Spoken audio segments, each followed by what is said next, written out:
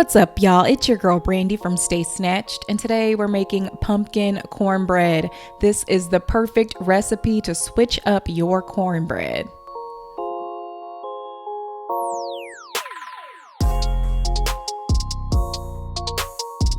So first I have 2 cups of self-rising cornmeal mix. You can also use 2 cups of yellow cornmeal along with 6 tablespoons of flour and 3 teaspoons of baking powder and 1 teaspoon of salt.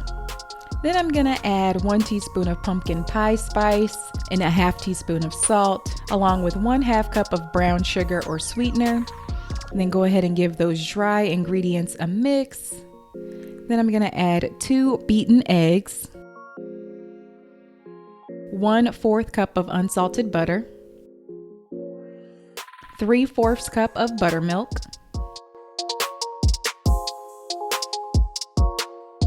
and then I have 1 cup of pureed pumpkin. Then I'm gonna combine those ingredients. You don't wanna overmix here. If you overmix the batter, it will cause large cracks in the top of your cornbread crust. And so then I have 1/4 cup of melted butter here, and I'm heating my cast iron skillet on medium.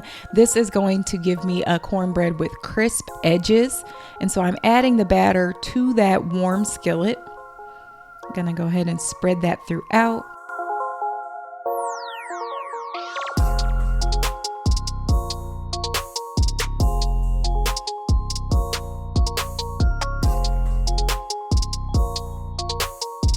And then I'm gonna bake that in a 400-degree oven for 20 to 25 minutes until a toothpick returns clean. And there you have it, pumpkin cornbread.